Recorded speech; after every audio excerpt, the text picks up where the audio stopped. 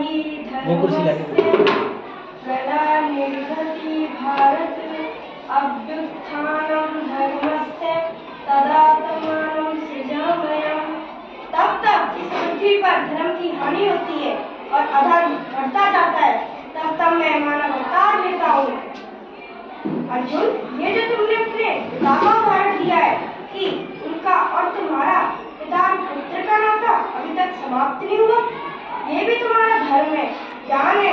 अभी तक तुम्हारे मन में उनके लिए पूर्व चिंता जीवित है, क्योंकि तुम अभी तक उसी जीवन में हो, परंतु तुम्हारे पिता से जिस भी योनि में होंगे उनके लिए ये रिश्ता समाप्त हो चुका है। क्या तुम मुझे बता सकते हो पिछले जन्म में तुम्हारी मृत्यु पर किसने विलाप किया था? नहीं अर्जुन, मैं ये कैसे बता सकता हूँ, मुझे तो यह तक याद नहीं कि वह कौन थे। बस जिस तरह तुम अपने पिछले जन्म को भूल गए, उसी तरह अपने इस जन्म को भी भूल जाओ। इस जन्म का रिश्तों का तुम्हारे आने वाले समय में क्या ही रह जाएगा। आज तुम अभिमन्यु को अपना पुत्र समझ रहे हो सकता है पिछले जन्म में वो तुम्हारा पिता रहा हो या आगे चल के वो तुम्हारा माँ शत्रु बन जाए। नहीं केशव, यह जो तुम वैराग्य की बातें करते हो, यह तो तभी संभव है जब मनुष्य को तुम पर विश्वास हो जाए कि वास्तव में सारा जगत मिथ्या है। बिल्कुल, ज्ञान मनुष्य के हृदय को वैरागी पैदा करता है और वही सच्चे ज्ञान का महत्व मैं तुझे प्रदान कर रहा हूँ। तुम मुझे ज्ञान तो प्रदान कर रहे हो, पर मुझे ये समझ में क्यों नहीं आती? क्योंकि तुम अभी मोह और अंधकार से बाहर निकले हो, इसीलिए इस ज्ञान को पाने में असमर्थ हो। इसीलिए मैं तुझे समझाता हूँ कि केवल शरीर मरता है, आत्मा नहीं मरती। शरीर का मोह त्याग दो। इसका मतलब मैं तुम्हारी बात समझता हूँ, पर मेरा मन इसे अपनाना नहीं चाहता। ऐसा क्यों?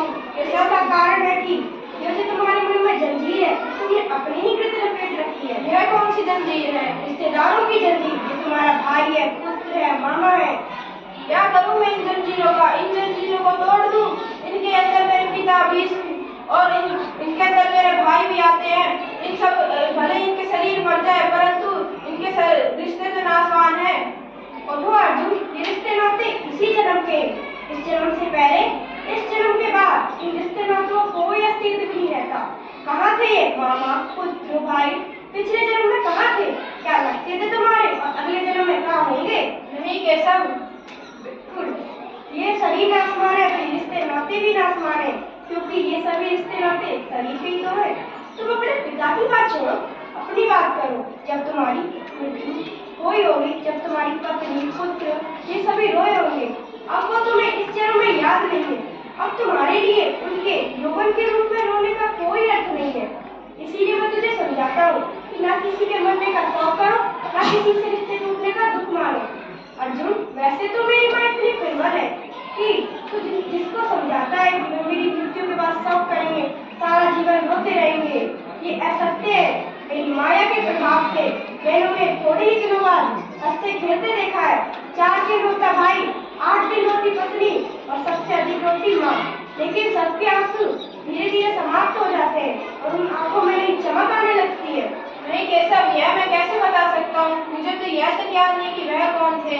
आज तुम इन्हें अपने रिश्तेदार समझ के इनकी हत्या करने में संकोच कर रहे हो सकता है पिछले जन्म में इनमें से किसी ने तुम्हारी हत्या की हो या अगले जन्म में तुम इनकी हत्या कर दो।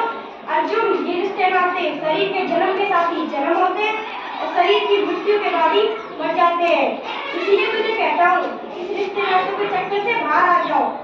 आत्मा अमर है, इस अमर सत्य को पहचानो। ये रिश्ते नाते तो बदलते ही रहते हैं। कर्मण्येवाधिकारस्ते मा फलेषु कदाचन। कर्म